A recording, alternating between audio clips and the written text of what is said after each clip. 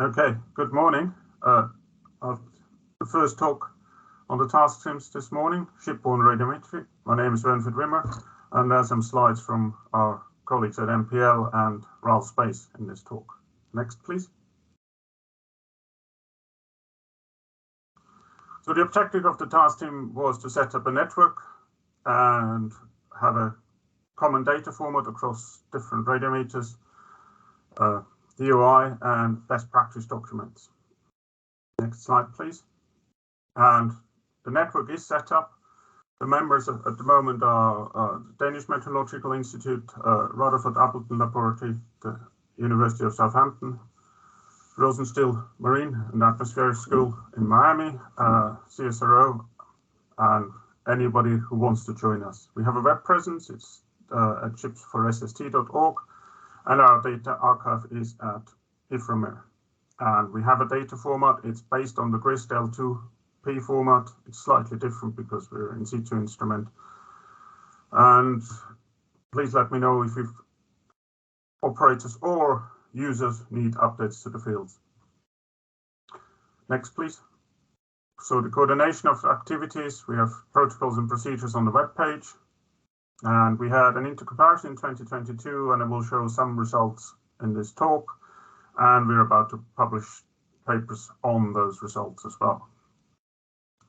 The data collection across the network is okay, but some of the team members had some issues after COVID and not quite back to the pre-COVID levels. And we still have minor issues with the Felix integration at EUMETSAT. Next, please. So this is what data is in the archive, plotted across the globe. See, it's quite good coverage, but that's over multiple years. So if you go to the next slide, and provided by multiple operators. Blue is Mary data from Rasmus, green is sister data from RAL, and the red hues are ISO data, darker red is us at the University of Southampton, the middle red is DMI, and the very orangey red is CSRO in Australia. Next, please.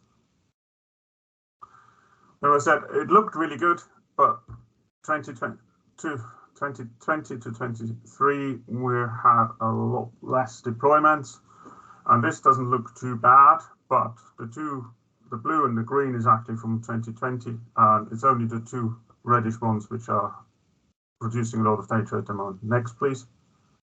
So if you look up to April 2020, we had multiple data providers, and then in the latter parts of 2020 and next slide 21, that was post-COVID, where we were allowed back on the ships. We only had our European partners producing data, and it's the same for 2022 if you go to the next slide. So a lot less in the database. So if people have data from those years, please upload it to ISFRN.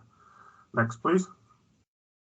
So onto the intercomparison in 2022. This is necessary to keep our traceability to SI standards, and it was the 5th SEERS intercomparison for these kind of radiometers. And Yoshiro at MPL produced 3 lab reports you can download from the web page, and we are working on those 2 journal articles. The first one is under review at the moment, and the second one has been submitted but not reviewed yet. So next, please. So some results. You see the black body results with the black body measurements against the MPL standards. And this is top is for specialists. The black bodies, MPL called them, these are the CASATs and CASATs 2 black bodies, and the bottom are commercial ones, and they're all LandCal P80Ps. You can see they're within the uncertainty, so it's quite good results. Specialized ones are mainly within 50 millikelvins of the standard. The commercial ones are slightly further away, but all within it, their uncertainties, so very good. Next, please. These are the radiometers in the lab, and quite obvious trend to the colder temperatures. That's because the ISO sisters are have two black bodies, one at ambient, so the further you go away from ambient, the further your uncertainty goes out. And that's why they're at the lower temperature range aren't quite as good as they are at ambient, and ambient was around 23 degrees, so they agree quite nicely with the lab standard there. That's the left-hand column. On the right-hand column, the commercial Hydronics and Wimmer have higher uncertainties, bigger scale, but similar trends. And there are two rows because MPL had two black body standards we measured against. One was a stirred liquid bath and one was a heat pipe, but the results are similar. The stirred liquid bath couldn't go below 0 degrees, so that's why there are no sub-0 degree measurements. Next, please. And these are the pictures from the comparison. On the left, you see Yoshiro working on his data recording of the one of the black bodies, and in front of it is a sister, and on the left on the left is an ISO, on the right is a sister, and on the right hand.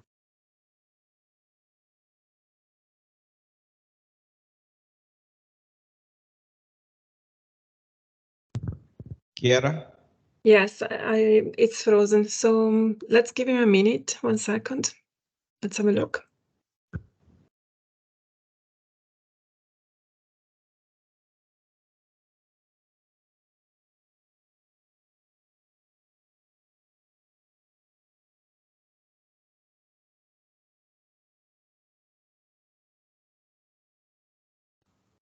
Very sorry, I seem to have crashed.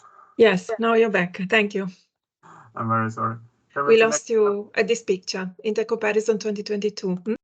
Yes, I'll just explain who was in the picture. I can do that again. So on the left-hand picture, we have an ISO in front of, I think that's the heat pipe black body with Yoshiro working on it. And on the right-hand side is the sister. And on the right-hand picture, we have Tim Nightingale standing next to his sister instrument, and on the right-hand water bath.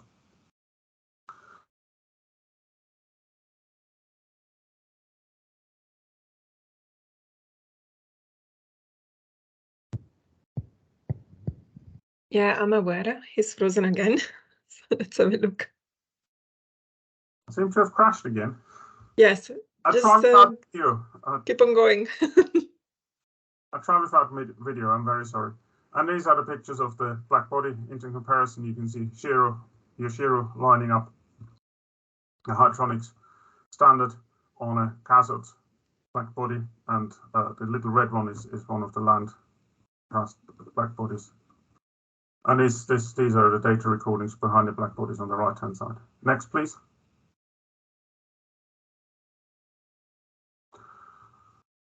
Onto the pier results. We also did measurements on a pier on the British south coast near Boscombe in the summer or in June 2022. And the top one has the reported values, and Yoshiro then did 20-minute averages to make it easier to compare because all the instruments have slightly different reporting time scales.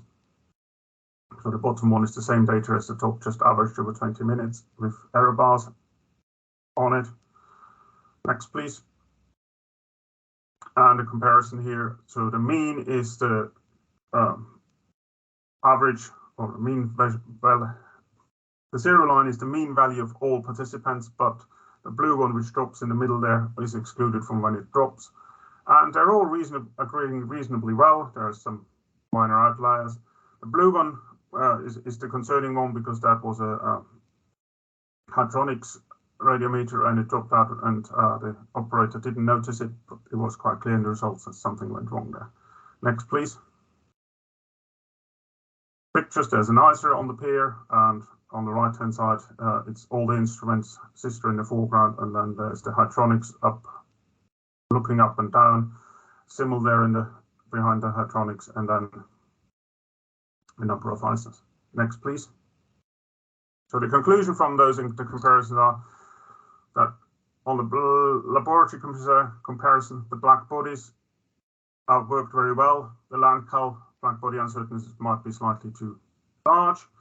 The radiometer comparison, all radiometers basically underestimate uncertainties below 0 degrees, but that's where they extrapolate a lot, especially the self-calibrating radiometers, so it's not really a surprise. We need to do some work on there, but it's not really a surprise. And Yoshiro wondered if it's a systematic error, which just shows up more on low temperature, which is possible.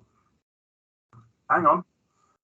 And the field comparison, it was a much better field comparison than in 2016 because we got a lot more data on the 2022 comparison. And the big takeaway is that the self-calibrating instruments are essential because otherwise things like what happened on the hydronics from KIT wouldn't have been noticed. So they're essential for field measurements. Next, please. We also have been involved in something new. So there's a building of a new instrument, the Advanced Surface Temperature Radiometer Network, also known as ISFRN. It's a project in the UK to design and manufacture a new infrared radiometer, which is capable of sea, land, and ice surface temperatures. It's based on a study which we have presented here and we've done for ESA together with RAL. And the radiometers, of course, will be calibrated and traceable to SI standards via MPL. And the project is funded by UK government Earth Observation Investment Plan. So the consortium is based in the UK, members of Ships for SST experience. So it's RAL Space, Space Connection Limited, Southampton University, Leicester, and MPL, and we all have different roles. Don't go into detail there, but it basically built on our experience in running these instrumentations. Next, please. Why do we want a new radiometer? We've just seen the intercomparison. They all seem to be working reasonably well. So the reason for it is, once the UK in situ radiometer designs, Sister and Riser, are now over 20 years old. We want a new generation to have enhance and maintain capability for the next decade. And big one is we want extra spectral channels for the atmospheric characterization and extended capability for measuring land surface temperatures. And also address that we have some issues with parts no longer available, and manufacturability can always be improved and made simpler. And the new design will evolve from existing designs, of course, because we all know our existing designs. It's the same basic measurement approach, but it will improve with what we've learned. And the Ships for SST study has already done the requirements. Next, please. So, instrument will be capable of measuring radiance, brightness, temperatures suitable for calculation of SST, LST, and so sea surface temperature, land surface temperature, and ice surface temperature. And the ranges are slightly different, but we're aiming for the same NE delta T of 50 millikelvin as a target and 25 as a goal, and a brightness temperature systematic uncertainty of 1 sigma of 70 millikelvin as a target and 40 millikelvin as a goal near ambient temperature, which should give a skin SST measurement with a systematic uncertainty of about 100 millikelvin and 50 millikelvin as a goal. Next, please. It's of course self-calibrating. That means it will have 2 black bodies. And as we don't want to cool the instrument, one black body will be operated at ambient and one heated. And this provides us the SI traceability. It will be again multi-flue, so you can go through an arc of measurements from local nadir to zenith. And it allows measurements from surface at different view angles and air temperatures. It will be autonomous as the previous generation, and there's a lot of focus on transportability for the land surface temperature community, so it has to be not too heavy and easily handled by one person. Next, please. These are the spectral characteristics we're going for at the moment. So there will be 3 channel mainly for land, as 8.6, 8.9, 9.2, then usual split window 10.8 and 12, and then a 14.6 for air temperatures. And yes, reason why we chose those channels are because the 3 land surface temperature ones are what LSTM will have, and the 2 split window what LSTR and AHSR have, so it's heritage for SST measurements. And the air temperature is new, but that's why it's subject to change, but it's more or less around 14.6 micrometer. Next, please. System architecture. So there's lots of different devices which have all to talk to each other, and there's a detector, filter wheel, chopper, mirror, window, scan mirror, black bodies, and there will be electronics and user interface. And it also shows in colors who's responsible. Next, please. Yes, next, please. There's 2. Now, stop, one back. So this is our optical design at the moment. On the left-hand side, you can see there's in the purpley color, this is the filter wheel. It has positions for 8 filters. It's a chopper, and then you have a mirror in the and the detector back near the filter wheel. And on the right hand, you see the 2 black bodies, a window, and the bulkhead, so to say. Next, please. So the time frame for this is we had a preliminary design review, and some of you here were involved in that. In July this year, the next design review, the final one, will be end of this year, and manufacturing will be for most of 2024. Calibration will be after we built the first instrument in end of 2024 at MPL, as per Ships for SST protocols. And the deployments for sea surface temperature and land surface temperature will be in early 2025. This is a very tight time frame, and we're struggling a bit at the moment, but hopefully we'll get there. Next, please. So work plan for next year for the task team. We're still working on the Felix timeliness, but they're supposed to be improving, and keep the archive up to date, because that helps with the Felix timeliness. We don't have to go forward and backward. So if data provider have data, please upload it as soon as it's ready. And we have to publish the validation results, but that depends slightly on the Felix timeliness. Next, please. So the task team members, as far as I'm aware, are on this list. If you're not on there, I'm very sorry. Please let me know. Next, please. So delivers we had, the intercomparison report we've done, the Felix improvement we're working on. Hopefully they're done early or late this year, early next year. And we have to publish results as delivers for the next year. Next, please.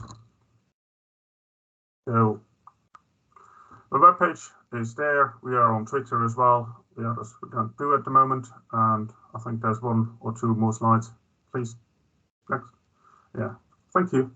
Any questions? Or are questions at the end of the talk?